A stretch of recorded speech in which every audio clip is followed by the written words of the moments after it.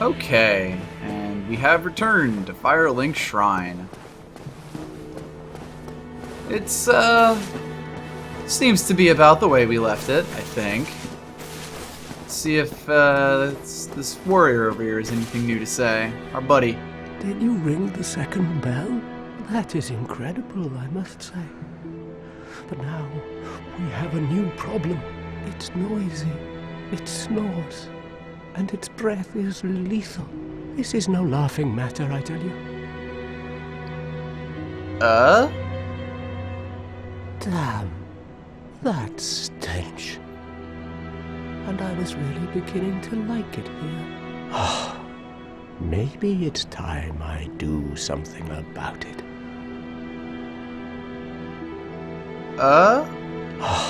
Maybe it's time I do something about it. And, this is pretty much the last thing we're ever going to hear from this crestfallen merchant. Just so you know. But I wonder what's got him so, rankled.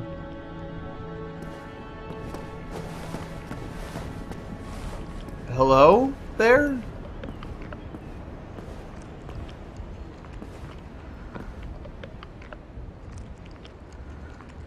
Ugh. Ah, hello. Was it you who rang the bell of awakening? I am the primordial serpent, Kingseeker Frampt, close friend of the great Lord Gwyn, chosen undead, who has rung the bell of awakening. I wish to elucidate your fate. Do you seek such enlightenment? So, I think we're about 10 hours of gameplay in here, and that's like me knowing what I'm doing. This is the first time in the game that you really get any sort of like overarching big story quest kind of thing. So yeah, let's elucidate our fate. Very well. Then I am pleased to share.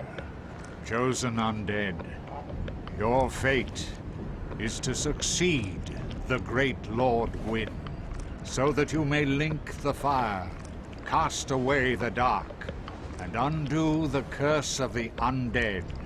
To this end, you must visit Anor Londo and acquire the Lord Vessel. Nice physics on the flap there. I am pleased to see you well. Is it something urgent? So, this is Frampt. He sort of serves as the, like, merchant in the game in the sense that you can feed him items that you are allowed to, or like you can feed him pretty much any consumable item and get souls back for it. So, it's really not much, and I don't believe I have, like, ever done it. At least not as far as I know. But it's a neat feature to have. Blah. Yeah, you got anything else to say about this whole fate of the undead, succeed Lord Gwyn stuff? Those who seek the realm of lords must brave Sen's fortress, a deadly house of traps. Many have gone before you, but none have returned. Fate has chosen you, but proceed with caution. Oh dear. Those who many fate. Yep. So, he'll mostly give us a, but thou must kind of situation here. And, this is one of the main story-moving NPCs, really. Farewell, chosen undead. I remain here and await thee. And, so Frampt is a primordial serpent. There isn't much that the game ever tells us about them, but we can kind of... We'll start to infer things about Frampt and his like, as we go along. But, you know, I'm not really that into this whole Fate of the Undead business. I think I'd rather just do some side questing for now. Oh, hello there. You've been a stranger these days. Why? What spectacular pyromancy? Tell me about it. I have never seen anything like it.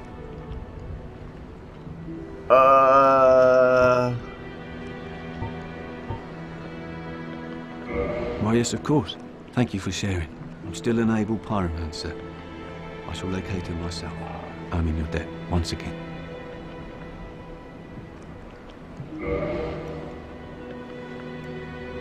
Why do I feel like I fucked that up?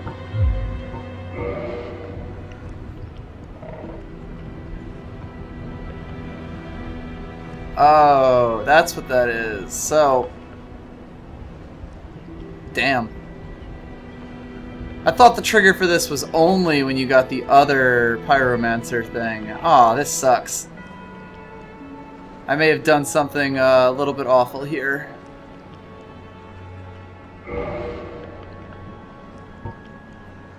Fuck, I did not even realize that going to the thing. And the unfortunate thing about Dark Souls is that all your decisions are pretty fucking permanent.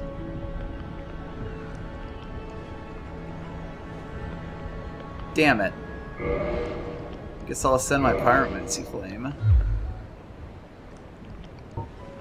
My teacher, whom I imagine still resides in the Great Swamp, had a funny way of putting it. He said that pyromancy is the ultimate fantasy. We are born into dark and warmed by fire, but this fire we cannot touch. Those whose fascination with fire persists learn to hold it in their own hand. He rather had a way with words, the old withering frog. This is so weird. It feels like this is completely out of order. I did not think getting the Chaos Servant pyromancies would trigger this. I thought it was only when you did it with the other teacher. Aw, damn it. Well, I guess I learned something. I guess we'll have to see what happens to old Laurentius next time we come around here. In this land, pyromancers earn a certain respect. The Witch of Izalith, one of the legendary lords, is the godmother of pyromancy. So the day I became undead, I was ecstatic. I felt as if I'd been chosen to attune myself to the ancient arts. Of course, it wasn't all that romantic in the end. I also don't think we've seen this conversation. God, I am just confused. This is not, as far as I know, the way that this thing normally goes. Even the "I'll find her myself" thing is supposed to refer to an NPC that we haven't even seen yet, so... this is really annoying. The pyromancer's flame is flame. Yeah. Pleased. Man. Goodbye then. Come back if you find anything new. It's so weird though, because he's still acting like he doesn't have anything else. Well, I guess we'll have to see if he's still here next time. But I have other things that I want to worry about. Like, for example, I wonder if we could see it from up here. If you look up from where we are here, other than the giant tree that seems to be sticking out of the ground, there's also a bit of a ruined tower with a staircase over here.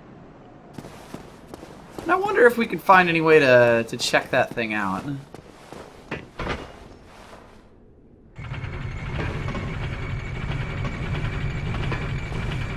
Oh, what do you know? I don't make those elevators with guardrails, do they? And that allows us to get up to an area that we otherwise would not be able to. And we can even see that there's an item over here. But we still do have to do a little bit of acrobatics to get to it. Platforming in Dark Souls is tough. So wish me luck. Beautiful. So we get a lovely view of the crow over here. Now this high up area, and I really like this because it kind of feels like it's the sort of place that you're not sure if you're supposed to be. Oh, did I just never get that item over there? Huh. Oh yeah, I guess I just never ran over this way. I feel like I could have gotten it. Either way, that's not what we're looking for. This is, you know, if we could physics our way up this thing. come on. Yeah, you sort of have to, like, leap for it up here, because this was, I guess, not properly playtested. Importantly, we get the Undead Asylum F2 West key. Remember that locked door way back at the start of the game? Let's see what it has to say. Key to the iron bars on the west side of the second floor of the North Undead Asylum. The Undead Asylum is a giant undead prison, segmented by countless iron bars. But even if a hero found a key in Lordran to liberate this prison, would he have the means, or the heart, to ever come back? Just really good flavor text. Fantastic. But that does open the question. How do we get back? I mean, we kind of flew over on a giant raven, and that's still, you know, it's right over there. It's just watching us. Just watching whatever. Mind its own business. Think we could ask it for a ride somehow?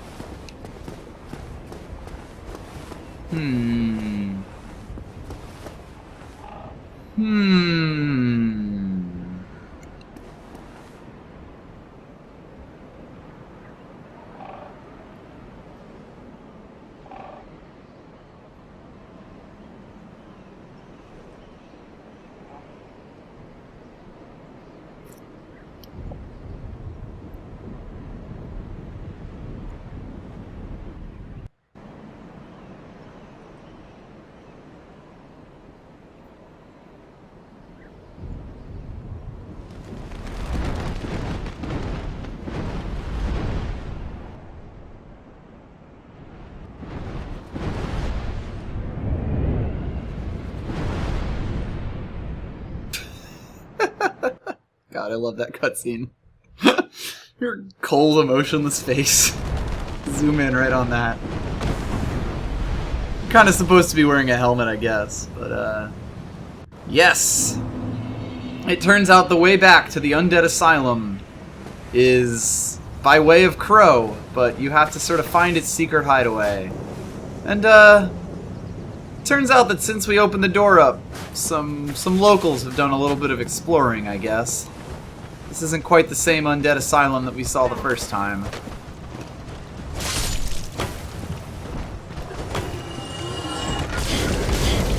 Oh, jeez. Yeah, you still have to be really fucking careful around these fire stick hollows.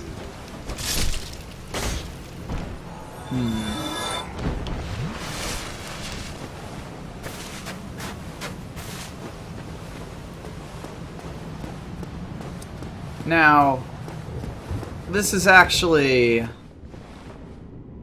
a bit of a trap. If you look and see those hollows and run over to engage them, you'll notice this floor seems to be a bit, you know, damaged.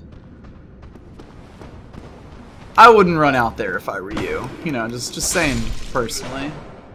Maybe we should explore this place a little further without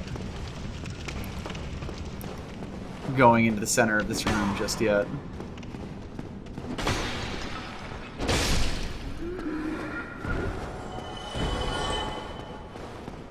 Pop over to this bonfire, our very first. Ah, so many memories. Let's see. I believe the locked door was over this way.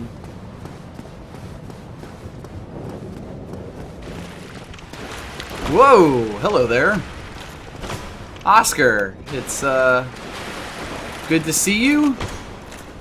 Yes, it turns out, oof, the knight that we got from the, that we met at the start of the game has died and gone hollow. Just as he said he would. I would hate to see you, or I would hate to hurt you after I died and went hollow. So, looks like we'll have to put our first friend knight to bed once and for all. I think we're up to the task. Oscar is actually a fairly strong NPC. You'll notice his role, or his poise is fairly high because we really can't make him stagger here. Luckily, we have a pretty good weapon, so we're able to do a decent amount of damage here. You will kick your shield, though, like a PvP player would. A lot of these NPC encounters are really set up to be, like, faux PvP events. Oh man, you had an opening on me. Should've just gone in. You'll even switch between two-handing and one-handing. There we go. Sorry, friend. For beating him, we get the crest shield.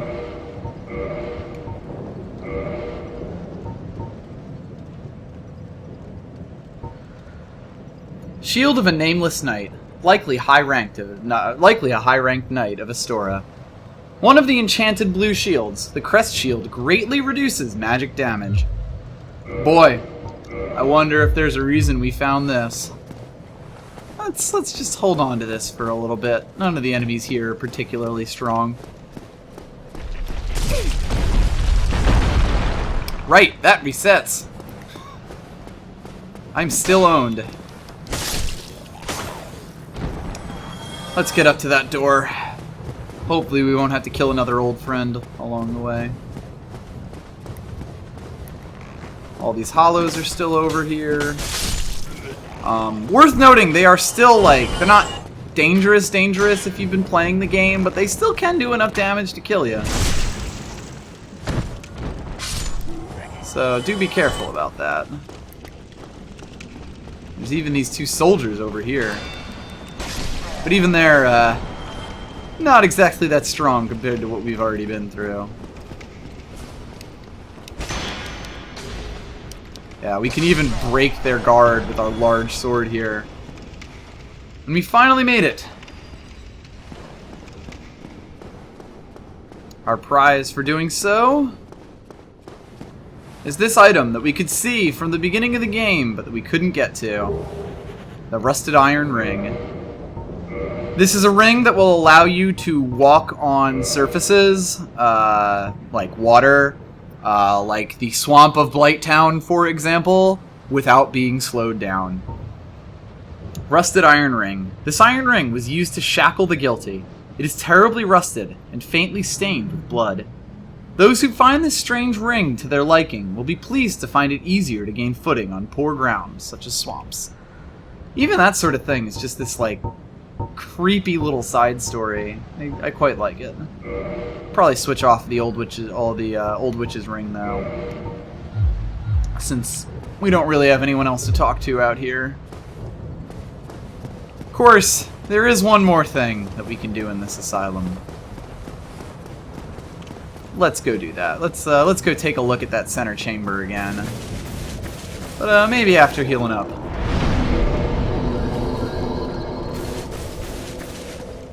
It respawns all the hollows, but there's only 2 of them around here, so shrug.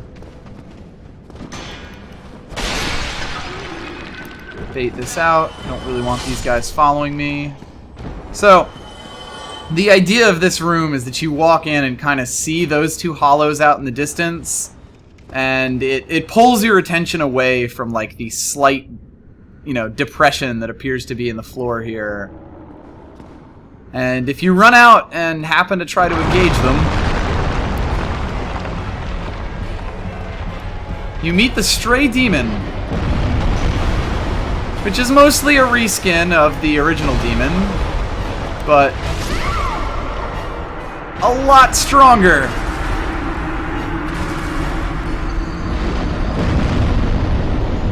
And he makes little explodey attacks. This one's gonna be a bit tough. Tough enough, in fact, that I think I'm gonna kindle this bonfire, because it kind of just turns into a endurance match, if we're being honest. Where's my damn humanity?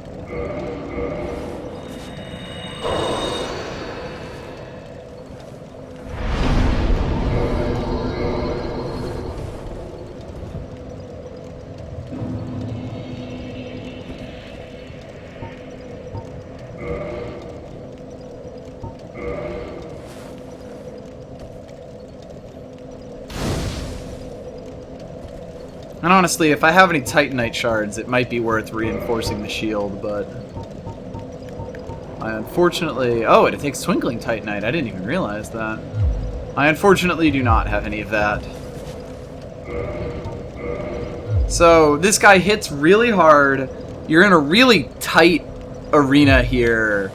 And some of their swings do magic damage. It's a really difficult fight. Like, kind of just from an annoyance standpoint, honestly. This isn't really the kind of boss people talk about when they talk about design, about good design in Dark Souls. It's honestly kind of obnoxious. Like, I mean, you fall down in here, you suddenly are thrown into this fight, and again, this, does a lot of physical damage, and whenever he does that sort of like pop-up thing, he's gonna make a huge explosion, so get to his butt. He'll also fly up, hit you with like a strong attack there, and it's kind of tough to do damage to him, so it's just all around just really difficult and annoying fight. Oh, jeez, that just took out all of my fucking stamina and health. And that's just horse shit. So yeah, a lot of this kind of turns into a giant fight, like just a giant try to exploit the AI to make it not do attacks that are just going to murder you all the time. Try to find a way to weave your attacks in when it's on its long cooldowns. And try to keep your shield up, because you might just accidentally get hit by some of his stupider attacks. Like, it'll cause weird sorts of frame things.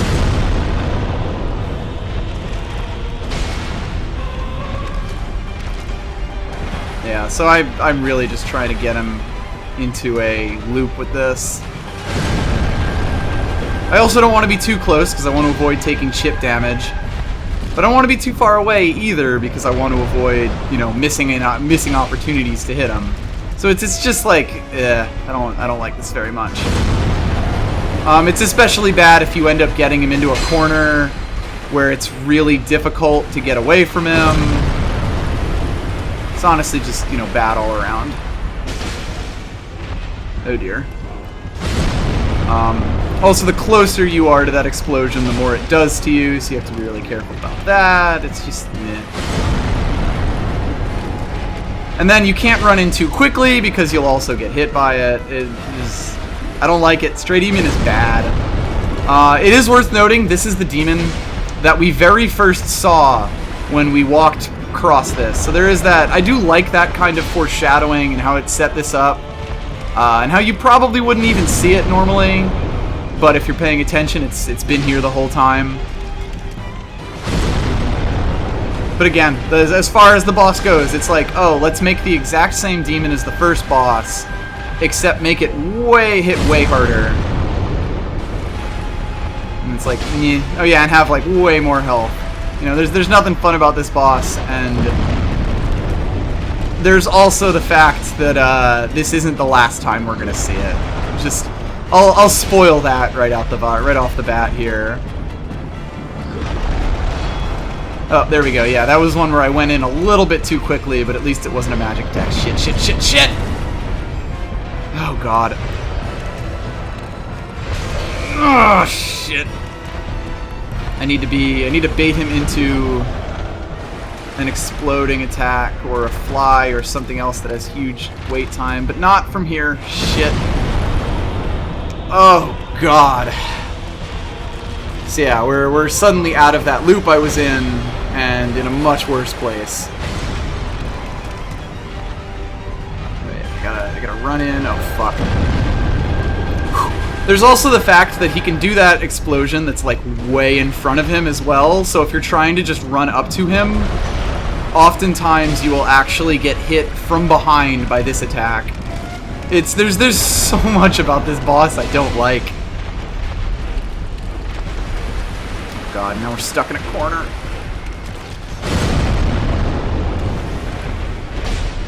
You want to try to kite him away from a corner like this so that you can freely move around him. And I mean, this is pretty much all there is to the battle, too, so it's not like... Oh, damn it. It's not like there's even that much we're missing here, you know? Like, yeah. Oh god, I can't get away from this. Okay, we got our souls back at least. You know, that's good, right? We're a little over halfway through their health right now, and it's just like, oh, let this end. There's probably much faster ways to take them, you know, look in the comments, I'm sure they'll have a billion things to tell me about it, but like, I don't like it. I don't like that it's a rehash of another boss, but like much more boring. You don't really feel a sense of accomplishment for beating this, except for like the thing that it drops. It just makes big explosions, and the explosions kill you, and it hits like a truck. It's not fun. There we go. That was me walking just slightly too close and getting caught in it and having it take off like 80% of my shield. And now I'm in a bad position here, because I'm really far away from him. You just want to be all up in that crotch.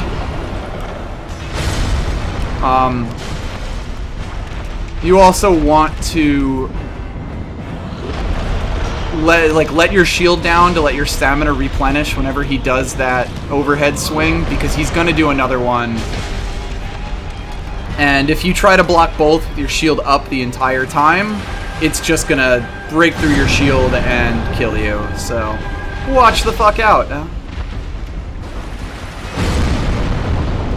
It is unfortunately not the only stupid and unfun boss in Dark Souls 2, which is the unfortunate thing about all this. Yeah, there you go, like that. And of course, if you're locked onto him, which is really the only way you can keep track of this fight and make sure that you're not going to get killed by random explosions, it's just a shot of a butt. You know, and it's sometimes it's a chest. You get a little tiny view of the face. There's nothing visually interesting about the bottom half of this monster, especially when it's, you know, the exact same fucking skin. Like, oh look, a demon tail. Weird, I feel like I've seen this before somewhere. And of course we get caught on the tail and just end up whiffing on some of these attacks too. I don't like it. I can come up with a lot more ways to say I don't like it, but hopefully I won't need to, because he'll be dead soon.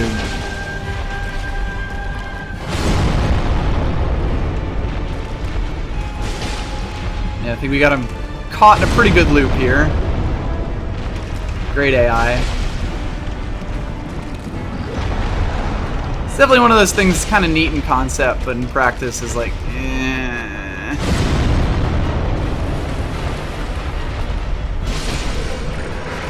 Ugh, thank God. A reward for beating this hulking motherfucker is a Titanite slab. So, this is one of the only places in the game that you will get a Titanite slab.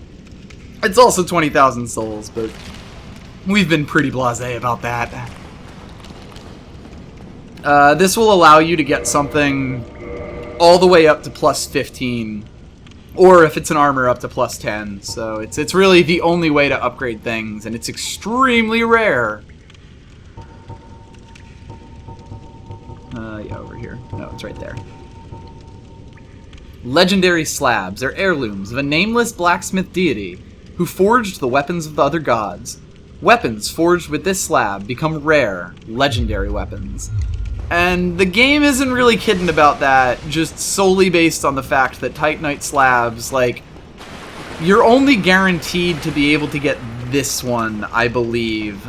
There's one other that you can get through a certain quest line, and I believe they are an extremely rare drop on certain things. So, like, this Titanite slab you have here, you better be good with it, because there's not much else that you're gonna get.